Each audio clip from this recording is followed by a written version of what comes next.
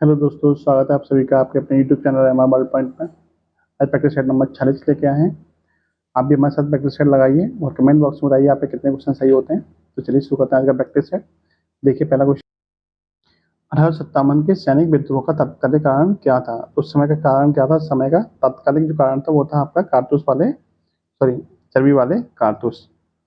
क्या था? चर्बी वाले कारतूस थे। ठीक है, बात करें 1857 का जो विद्रोह हुआ था उस समय भारत का गवर्नर जनरल कौन था? तो कैनिंग था उस समय भारत का गवर्नर जनरल। ठीक है, अगला प्रश्न देखिए, तिरुपति मंदिर कहाँ अवस्थित है? तो तिरुपति बालाजी का जो मंदिर है वो आपका आंध्र प्रदेश में अवस्थित है। निम्न में से कौन सा ग्रह सबसे चमकीला है? तो सबसे चमकीला ग्रह कौन सा है? तो आपका शुक्र है, जिसको सांझ का तारा, ठीक है, सांझ या सुबह का तारा भी कहा जाता है। इसके अलावा इसको पृथ्वी की बहन भी कहा जाता है। पृथ्वी की बहन या फिर पृथ्वी के जो समान ग्रह कौन सा है, यानी कि पृथ्वी के समान ग्रह वो आपका शुक्र ही है। इसके अलावा सबसे बड़ा ग्रह कौन सा है? तो सबसे बड़ा आपका बृहस्पति है। ठीक है, सबसे बड़ा आपका बृहस्पति है। और सूर्य के सबसे निकट कौन सा है? सबसे निकट आपका बुध है। और लाल ग्रह के नाम से कैसे जानते हैं? तो लाल ग्रह के नाम से आपका मंगल को जाना जाता है। अगला प्रश्न देखिए, स्वतंत्र भारत के पहले मंत्रिमंडल में स्वास्थ्य मंत्री कौन थे? तो राजकुमारी अमृत कौन आपकी स्वास्थ्य मंत्री थी, जबकि जगजीवन राम कौन थे? तो ये आपके श्रम मंत्री थे। बी आर अम्बेडकर आपके विधि मंत्री। ठीक है, अगला प्रश्न देखिए, MICR का विस्तारित रूप क्या है? तो MICR का विस्तारित रूप होता है मैग्नेटिक इंक कैरेक्टर रिकॉग्निशन, यानी कि ऑप्शन नंबर सी आपका सही आंसर हो जाएगा। अगले प्रश्न, क्यू शब्द का संबंध किससे है? तो क्यू शब्द का संबंध किससे है? तो बिलियर्ड से है। क्यू शब्द का संबंध, बिलियर्ड्स के प्रसिद्ध खिलाड़ी कौन है भारत में? तो पंकज आडवाणी,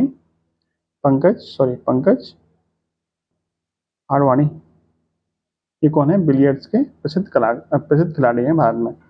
ग्रैमी अवार्ड किस क्षेत्र में दिया जाता है? तो ग्रैमी अवार्ड का संबंध किससे है? तो संगीत से संबंधित है ग्रैमी अवार्ड।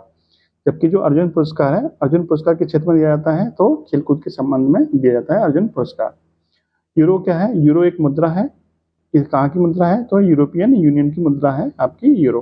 यूरोपियन यूनियन की मुद्रा है यूरो। रक्षा अनुसंधान संगठन, रक्षा अनुसंधान एवं विकास संगठन यानी कि DRDO का मुख्यालय कहाँ है? DRDO का मुख्यालय कहाँ है? दिल्ली में। इसकी स्थापना कब हुई थी? 1 जनवरी 1958। इसका मुख्यालय आपका दिल्ली में। और वर्तमान में इसके हेड कौन है? तो समीर कामत। समीर कामत वर्तमान में इसके चेयरमैन है। अगले प्रश्न, बाल्टिक देश के अंतर्गत निम्न में से कौन सा देश आता है? तो बाल्टिक देश के अंतर्गत 3 देश आते हैं। कौन कौन से? एस्टोनिया, लातविया और लिथुआनिया, यानी कि तीनों देश आपके बाल्टिक देश के अंतर्गत आते हैं। ये देश किस महाद्वीप में पड़ते हैं? तो ये आपके यूरोप महाद्वीप में पड़ते हैं। ठीक है, बाल्टिक सागर से लगे हुए इसलिए इनको बाल्टिक देश कहा जाता है। ठीक, मशीन गन का आविष्कार किसने किया था? तो मशीन गन का आविष्कार करने वाले कौन थे? सर जेम्स पकल थे मशीन गन का आविष्कार करने वाले। अगले प्रश्न देखिए, राष्ट्रपति उपराष्ट्रपति का कार्यकाल पद ग्रहण की तिथि से कितने वर्ष की अवधि तक निर्धारित किया जाता है? तो 5 साल की अवधि तक, 5 साल के लिए क्या किया जाता है? निर्धारित किया जाता है। अगला प्रश्न है, अंतर्राष्ट्रीय प्रकृति संरक्षण संघ यानी कि IUCN का मुख्यालय कहाँ है? तो इसका मुख्यालय आपका ग्रैंड में पड़ता है। विश्व खाद्य दिवस यानी कि आपका जो विश्व खाद्य दिवस कब मनाया जाता है? कि 16 अक्टूबर को मनाया जाता है। क्यों मनाया जाता है? क्योंकि 16 अक्टूबर 1945 को किसकी स्थापना हुई थी? तो 16 अक्टूबर 1945 को FAO यानी कि फूड एंड एग्रीकल्चर ऑर्गेनाइजेशन की स्थापना हुई थी 16 अक्टूबर को। इसलिए 16 अक्टूबर को क्या मनाया जाता है? विश्व खाद्य दिवस मनाया जाता है। आगे के प्रश्न देखते हैं, राष्ट्रपिता के नाम से किसे जाना जाता है? तो राष्ट्रपिता के नाम से जानते हैं महात्मा गांधी को। महात्मा गांधी को राष्ट्रपिता के नाम से किसने पुकारा था? तो सुभाष चंद्र बोस ने सबसे पहले राष्ट्रपिता के नाम से पुकारा था। ठीक है, सरदार वल्लभ भाई पटेल को क्या कहते हैं? तो इनको लौह पुरुष के नाम से जानते हैं, लौह पुरुष के नाम से। और पंडित जवाहरलाल नेहरू को चाचा नेहरू के नाम से भी जाना जाता है। और बाल गंगाधर तिलक को पंजाब केसरी के नाम से जानते हैं, पंजाब केसरी के नाम से। अल्टीमीटर से क्या नापते हैं? तो अल्टीमीटर से बोतल से ऊंचाई नापी जाती है। बोतल से ऊंचाई नापने के लिए अल्टीमीटर का प्रयोग किया जाता है, जबकि बैरोमीटर दाब नापने के लिए बैरोमीटर का प्रयोग करते हैं। ठीक है, यदि प्रक्षेप के वेग को दोगुना कर दिया जाए तो उसका अधिकतम परास कितना हो जाएगा? तो देखिए परास का फॉर्मूला क्या होता है?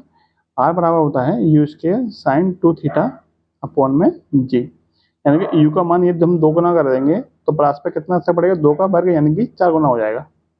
2 का वर्ग होगा यानी यू बराबर बेग है ना, बेग यदि हम 2 गुना कर देंगे तो 2 का वर्ग होगा, 2 का वर्ग कितना हो जाएगा 4, तो हमारा प्रास कितना हो जाएगा 4 गुना हो जाएगा।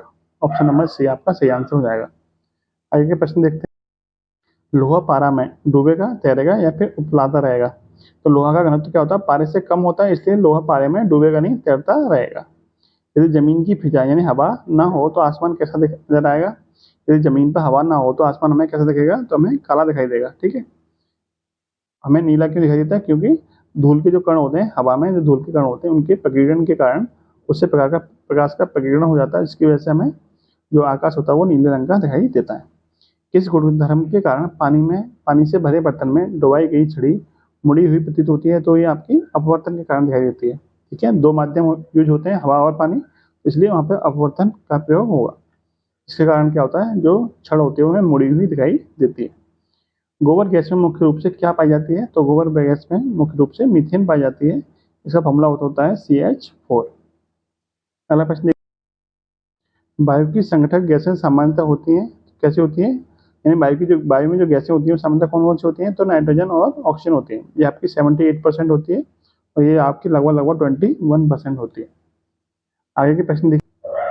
अधिक मात्रा के कैल्शियम फॉस्फेट वाला जो सीमेंट होता है वो क्या करता है, वो आपका तेज गति से क्या होता है, जम जाता है। ठीक है, मैग्नेटाइट का रासायनिक सूत्र क्या होता है, तो मैग्नेटाइट का जो रासायनिक सूत्र होता है वो क्या होता है Fe3O4।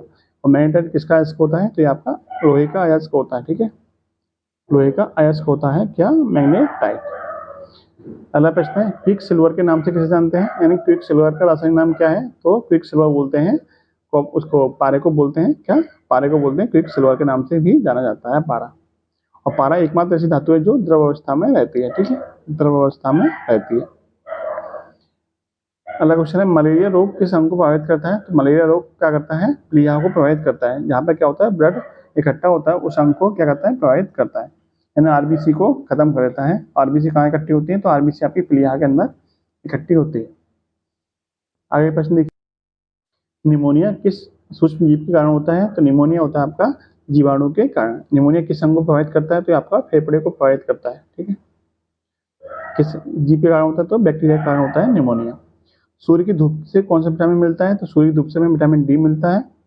ठीक है, और एंजाइम मूल रूप से क्या होते हैं, तो एंजाइम मूल रूप से आपके प्रोटीन होते हैं। क्या होते हैं, आपके प्रोटीन होते हैं, मूल रूप से एंजाइम आपके प्रोटीन होते हैं। नाइट्रोजन स्थिरीकरण के लिए जिम्मेदार बैक्टीरिया निम्न में से किस जड़ में पाया जाता है, वो जड़ होती है वो आपकी सिम्मी पौधे की जड़ होती है। ठीक है, और जो दालें होती हैं, दालों की जड़ों में भी क्या मिलता है, दालों की जड़ों में आपका नाइट्रोजन स्थिरीकरण का बैक्टीरिया पाया जाता है। आगे की प्रश्न, प्रत्येक अक्षर का एक बार प्रयोग करके वह अक्षरों का क्रम उल्टे किए बगैर बेहन शब्द से कितने स्वतंत्र शब्द बन सकते हैं, यानी जैसे दे रखे हैं लेटर आपको वैसे रखने हैं, और कितने आपके अर्थपूर्ण शब्द बन सकते हैं। तो देखिए, एक तो बन जाएगा बी, एक बन जाएगा आपका हिंद, यानी 2 शब्द आपके बन सकते हैं। ऑप्शन नंबर बी आपका सही हो जाएगा। संख्या इसमें प्रयुक्त सम अंकों और विषम अंकों के जोड़ में कितना अंतर है, तो सम अंक कौन कौन से हो जाएंगे, 8 और 4 और 2, यानी 8 और 4 12, 12 2 14। ठीक है, 14 तो सम अंकों का योग हो गया, विषम का योग कितना हो जाएगा, 5 और 7 12, 12 और 3 15। दोनों का अंतर कितना हो जाएगा, दोनों का अंतर हो जाएगा 1 का। ऑप्शन नंबर ये आपका राइट आंसर हो जाएगा। ठीक है, अगला प्रश्न देखिए, निम्न में से किस शब्द को पुनर्व्यवस्थित करने पर यूनिवर्सल शब्द बन जाएगा, यानी इन ये जो आपके ऑप्शन दे रखे हैं इनमें से आपको रीअरेंज करके क्या करना है, आपको यूनिवर्सल शब्द बनाना है। तो देखिए कौन सा बन जाएगा, देखिए इसमें कहीं में यू नहीं है, जबकि इसमें यू दे रखा है, तो ये नहीं बन सकता। इसमें देखिए, इसमें आपका ए नहीं है कहीं भी, क्योंकि यहाँ इसमें ए दे रखा है, इसमें ए कहीं भी नहीं है, तो ये भी नहीं बनेगा। और देखिए इसमें आपका क्या दे रखा है, यू नहीं दे रखा कहीं भी, इसमें आपके यू है, तो ये भी नहीं बनेगा, जबकि इसमें क्या है, सब चीज़ है, तो ये आपका बन जाएगा। आगे के प्रश्न देखिए, क्या है, ए का भाई एफ है। ए का भाई एफ है, तो हम इसको इस तरह से बना सकते हैं, ए का भाई क्या है, एफ है। ठीक है, ए की लड़की सी है, ए की लड़की कौन है, ए की लड़की आपकी सी है। देखिए ए की लड़की सी है, तो इस तरह से बना लिया। एफ की बहन के है, एफ की बहन कौन है, एफ की बहन के है, तो ये हमने के बना दिया एफ की बहन। और सी का भाई जे है। सी का भाई कौन है? सी का भाई आपका जे है। क्लियर? तो जे का चाचा कौन होगा? देखिए ये इसकी बहन होगी। जे की मम्मी कौन होगी? जे की मम्मी ये आपकी ये हो गई। क्लियर? जे की मम्मी कौन होगी? देखिए ये मम्मी भी हो सकते हैं, पापा भी हो सकते हैं। क्लियर नहीं है ना? ए का भाई एफ है, ए का भाई एफ है, तो जे के पिता हो, जे की मम्मी होगी ना। क्लियर? देखिए यहाँ पे समस्या क्या आ रही है कि ये जो है इसका जेंडर क्लियर नहीं, ये लड़का है लड़की है कौन है। यदि मान लीजिए ये लड़की है तो ये इसकी माँ हो जाएगी, जे की माँ, और माँ का भाई कौन होता है? मामा होता है। तो इंग्लिश में मामा को अंकल कह सकते हो। तो इस हिसाब से एफ भी आंसर हो जाएगा आपका। यदि मान लीजिए ये पुरुष हुआ तो इसका पिता होगा, क्योंकि ये भाई बहन है। तो इसका इसका पिता है तो इसका भी पिता होगा, और पिता का भाई कौन हो जाएगा? चाचा होता है। तो इस हिसाब से एफ ही क्या हो जाएगा? इसका राइट आंसर हो जाएगा। ठीक है, तो ही कंडीशन में इसका एफ आपका राइट आंसर बन रहा है, तो आपका एफ राइट आंसर बन जाएगा। ठीक है, आगे के प्रश्न देखिए। दिए गए विकल्पों में से संबंधित शब्द का चयन कीजिए। छाल कहाँ से मिलती है? हमें पेड़ से मिलती है। तो सल्क हमें कहाँ से मिलता है? तो आपको मछली से मिलता है सल्क। इनमें में से कौन सा सही है? तो इसमें कौन सा सही है? तो इसमें तीनों ही ऑप्शन क्या है? सही है, क्योंकि भाज्य बराबर क्या होता है? भाज्य बराबर भाज्य गुणा भागफल प्लस शेषफल। इसको रीअरेंज करेंगे तो आपको इस तरह से मिल जाएगा। आगे के प्रश्न देखिए। 1.001 अपॉन में 10.01 प्लस के 1001 अपॉन में 100.1, इसको कैसे सॉल्व करेंगे? देखिए यहाँ से पॉइंट हटाएंगे तो यहाँ पे 2 अंक है, यहाँ पे 3 अंक है। ठीक है, तो यहाँ पे एक जीरो और बढ़ जाएगा, और यहाँ से पॉइंट हटाएंगे तो यहाँ पे एक जीरो और बढ़ जाएगा। देखिए अब इसको क्या बन जाएगा आपका? 1001 बटे में इस तरह से लिख लेंगे, और ये हो जाएगा ऊपर 10 बटे में 1001। क्लियर? इससे कटेगा आपका ये 10 बार, इससे कटेगा आपका ये 10 बार, यानी कि 1/10 प्लस के 10। क्लियर? तो ये हो जाएगा 0.1 प्लस के 10, ये हो जाएगा 10.1। ऑप्शन नंबर बी क्या हो जाएगा आपका राइट आंसर। ठीक है, 10.1 ऑप्शन नंबर बी आपका सही आंसर हो जाएगा। आगे के प्रश्न देखिए। एक्स स्क्वायर प्लस के 2 बराबर 2x है, तो एक्स पावर 4 माइनस के एक्स क्यूब प्लस के एक्स स्क्वायर प्लस के 2 का मान कितना होगा? तो देखिए इसका क्या सॉल्व करते हैं।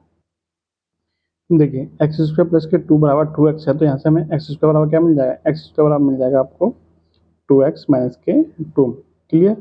या फिर एक्स स्क्वायर प्लस के 2 बराबर 2x दे ही रखा है, यानी इन दोनों चीज़ों का हम यूज करेंगे समीकरण में। क्या है हमारा समीकरण? एक्स की पावर 4 माइनस के एक्स की पावर 3 प्लस के एक्स स्क्वायर प्लस के 2।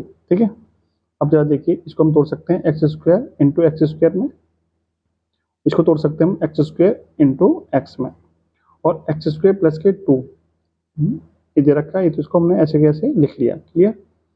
अब देखिए, अब एक्स स्क्वायर क्या करेंगे हम? एक्स स्क्वायर वैल्यू रख दीजिए आप। इसको देखिए, इसको इसको हम लिख सकते हैं एक्स स्क्वायर का होल स्क्वायर, एक्स स्क्वायर का होल स्क्वायर, और ये हो जाएगा एक्स स्क्वायर इंटू एक्स, और इसको एक्स स्क्वायर प्लस की 2 की वैल्यू कितनी हो जाएगी? एक्स स्क्वायर प्लस 2 की वैल्यू हो जाएगी 2x, हमने लिख लिया 2x। अब देखिए एक्स स्क्वायर की वैल्यू कितनी निकाली थी हमने? 2x माइनस के 2, तो इसको लिख सकते हैं हम 2x माइनस के 2 का whole square minus x square बराबर कितना निकल के आया? 2x माइनस के 2, यहाँ 2x माइनस के 2 इंटू एक्स है, इंटू एक्स लिख दीजिए प्लस के 2x। अब इसको सॉल्व कर लीजिए। देखिए 2x माइनस के 2 का होल स्क्वायर कितना हो जाएगा? 4x स्क्वायर, और 4 दूनी 8 दूनी 4 दूनी 2 दूनी 4 दूनी 8, 8x प्लस के 4 माइनस के, इसमें गुणा करेंगे इसका कितना हो जाएगा? माइनस के 2x स्क्वायर, और 2 प्लस माइनस माइनस प्लस और 2x। क्लियर? और यहाँ से प्लस का 2x तो दे ही रखा है, इसको सॉल्व कर लीजिए। देखिए ये माइनस के 8x है, और ये आपके 2 2 4x है, कितना बचेगा यहाँ पे? तो 4x स्क्वायर माइनस के 4x बचेगा, और क्या बचेगा आपका? देखिए ये बचेगा आपका माइनस के 2x स्क्वायर बचेगा, और प्लस के 4 बचेगा। क्लियर? इसको आगे सॉल्व करिए। देखिए ये माइनस के 2x स्क्वायर इधर ले आइए, तो ये हो जाएगा 4x स्क्वायर माइनस के 2x स्क्वायर माइनस के 4x प्लस के 4। क्लियर? इसमें से क्या कर लीजिए? 2x को कॉमन कर लीजिए, 2x स्क्वायर को कॉमन ले लेंगे, तो ये हो जाएगा आपका 2 माइनस के 1, सॉरी 4x स्क्वायर में 2x स्क्वायर कट जाएंगे, तो कितना बचेगा? 2x स्क्वायर ही बच जाएगा, घटाने की कॉमन लेने की जरूरत ही नहीं है। यहाँ बच जाएगा आपका माइनस के 4x और प्लस के 4। और इसमें से क्या कॉमन आ जाएगा, इसमें से कॉमन आ जाएगा आपका 2x, तो यहाँ से हो जाएगा आपका x माइनस के 2। ठीक है, देखिए एक काम करिए, ये इसको इस तरह से लिख लीजिए, ठीक है, 2x स्क्वायर प्लस के ये 4x को आगे लिख लीजिए और माइनस के 4x को पीछे लिख लीजिए। इससे क्या होगा, कॉमन लेने में सुविधा हो जाएगी। यहाँ से हम क्या कर देंगे, 2 कॉमन ले लेंगे, तो यहाँ से बचेगा एक्स स्क्वायर प्लस के 2 और माइनस के 4x। और एक्स स्क्वायर माइनस के एक्स स्क्वायर प्लस के 2 की वैल्यू कितनी है, एक्स स्क्वायर प्लस के 2 की वैल्यू अब क्वेश्चन में देखिए, एक्स स्क्वायर प्लस के 2 की वैल्यू है 2x के बराबर। देखिए तो यहाँ पे कितना आ जाएगा, यहाँ आ जाएगा 2 गुणा 2x माइनस के 4x। ये कितना है, 2 दूनी 4x, और यहाँ पे कितना है माइनस के 4x, तो प्लस के 4x माइनस के 4x कितना आ जाएगा 0। इसका राइट आंसर कितना आ जाएगा 0। ऑप्शन नंबर ए आपका राइट आंसर हो जाएगा। एक त्रिभुज के दो कोण दे रखे हैं 375 के, तो तीसरा कोण कितने अंश का होगा, देखिए त्रिभुज के तीनों कोणों का योग होता है 180, दो का जोड़ कितना हो गया 30 और 75 105, तीसरा कितने का बचेगा 105 घटा देंगे, कितना बचेगा 75 डिग्री का। ठीक है, ऑप्शन नंबर बी आपका सही हो जाएगा। यदि किसी वर्ग का परिमाप 16 है तो उसका क्षेत्रफल कितना होगा, वर्ग का परिमाप कितना होता है 4 गुणा भुजा, बराबर दे रखा है 16, तो यहाँ से कितना मिल जाएगा भुजा, भुजा मिल जाएगी आपको 4, भुजा आपको 4 मिल गई, तो भुजा क्षेत्रफल पूछा है, क्षेत्रफल क्या होता है भुजा का वर्ग, तो 4 का वर्ग कितना हो जाएगा, 4 का वर्ग हो जाएगा 16, क्षेत्रफल हो जाएगा आपका 16 वर्ग मीटर। अगला प्रश्न देखिए, यदि थीटा का मान क्या है 0 से अधिक है और 90 से कम है या फिर 90 के बराबर भी है, तो सेक थीटा और कोसेक थीटा का अधिकतम मान कितना होता है, तो सेक थीटा और कोसेक थीटा का अधिकतम मान कितना होता है, इनफाइनाइट यानी कि अपरिभाषित होता है। इसको सॉल्व करिए, इसको सॉल्व करेंगे कितना आ जाएगा, ये 2 से कटेगा 8 बार, 8 दिया 24, 24 में से 21 घटाएंगे कितना बचेगा 3, और 3 और 156 कितना हो जाएगा 159। ऑप्शन नंबर बी आपका सही हो जाएगा। अगला प्रश्न, दो संख्याओं का मासापा दे रखा है 119, लासा दे रखा है इतना, तो एक संख्या दे रखी है ये, तो दूसरी संख्या कितनी होती है, तो आपको एक फॉर्मूला बताया था कि मासा गुणा लासा बराबर होता है दोनों संख्याओं का गुणनफल। दूसरी संख्या हमने मान ली x, देखिए मासा दे रखा है 119, लासा दे रखा है 11 781, एक संख्या दे रखी है 10 71, दूसरी संख्या हमने मान ली x। ठीक है, 119 से 10 71 कितनी बार कटेगा, तो ये कटेगा आपका 9 बार, और 9 से कितनी बार कटेगा, ये कटेगा 1309 बार। दूसरी संख्या हमारी कितनी मिल गई, x की वैल्यू 1309। ऑप्शन नंबर सी आपका सही आंसर हो जाएगा। आयर गांव की जनसंख्या कितनी है, इतनी से बढ़कर इतनी हो जाती है, तो इस गांव की जनसंख्या में कितने प्रतिशत की वृद्धि हुई है, देखिए क्या सॉल्व कर, देखिए पहले जनसंख्या आपकी इतनी थी अब इतनी हो गई, तो कितनी वृद्धि हुई, वृद्धि करने के लिए क्या करना है माइनस कर देंगे, यानी 138,918 में से माइनस कर देंगे 133,575 को, तो कितना आ जाएगा ये 53, और ये बचेगा आपका 43। ठीक, इतना आंसर है, मतलब इतना क्या है, इतना इतने की वृद्धि हो गई, कितने कितने पे वृद्धि हुई है, तो पहले जनसंख्या थी 1,33,575, तो देखिए 5343 की वृद्धि हुई है कितने की, कितने पे 1,33,575 पे, कितने परसेंट की हुई है, तो गुणा कर देंगे 100 का। अब ये इतने से कितने का कटेगा, तो ये कटेगा आपका, देखिए ये कटेगा आपका 25 बार कटेगा, कितने का कटेगा 25 बार, और 25 से कितने का कटेगा ये आपका 4 बार, कितने परसेंट की वृद्धि होगी आपकी 4% की वृद्धि होगी। ऑप्शन नंबर सी आपका सही हो जाएगा। किसी वस्तु को बेचकर एक व्यक्ति 10% का लाभ कमाता है, यदि उस वस्तु का विक्रय मूल्य कितना है 3850 है, तो क्रय मूल्य कितना होगा, मान लीजिए वस्तु कितनी है x है, उस पर 10% का लाभ कमा रहा है, यानी 110/100 कर देंगे, और किसके बराबर है 3850 के बराबर। यहाँ से आप x की वैल्यू निकाल लीजिए, 0 से 0 खत्म, 11 से कटेगा आपका ये 11 33, 11 पंजे 55, 350 बार कटेगा, तो x बराबर कितना आ जाएगा 350 इंटू 10 यानी कि 3500। ऑप्शन नंबर ये आपका सही आंसर हो जाएगा। एक सप्ताह में एक सिनेमाघर में जो औसत धन संग्रह हुआ था वो 7224 था, शुक्रवार को छोड़कर शेष दिनों का संग्रह था वो 7094 था, तो शुक्रवार का धन संग्रह कितना था, देखिए देखिए शुक्रवार का कैसे निकालेंगे, तो देखिए औसत कितना दे रखा है 7224, तो कुल योग कितना होगा 7 गुणा 7224 माइनस के 6 दिन का कितना दे रखा है, तो 6 दिन का दे रखा है 7094, यानी कुल योग में से हम 6 दिन का योग हटा देंगे तो हमें शुक्रवार का योग निकल के आ जाएगा। तो 7 गुणा 7224 का गुणा करेंगे कितना आ जाएगा, ये आ जाएगा 50,568 माइनस के इसका गुणा इसमें करेंगे कितना आ जाएगा, ये आ जाएगा आपका 42,564। ठीक है, दोनों का अंतर करेंगे कितना जाएगा, दोनों का अंतर जाएगा 8004। तो ये किसका निकल के आ जाएगा, ये निकल के आ जाएगा शुक्रवार का, यानी कि ऑप्शन नंबर ये आपका राइट आंसर हो जाएगा। यदि अंडर 2 की वैल्यू इतनी है तो अंडर 2 अपॉन में 2 प्लस रूट 2 का मान कितना होगा। देखिए देखिए इसको हम लिख सकते हैं रूट 2 अपॉन में 2 प्लस रूट 2, इसके सहयोग में यानी कि 2 माइनस के रूट 2 से हमने ऊपर नीचे क्या कर देंगे, गुणा कर देंगे। ठीक है, 2 माइनस के रूट 2 से, तो इसका गुणा इसमें करेंगे तो ये ऊपर हो जाएगा आपका, देखिए ये ऊपर हो जाएगा आपका 2 रूट 2 माइनस के 2। ठीक है, बटे में कितना जाएगा, 2 का वर्ग माइनस के 2 यानी कि 2। क्लियर।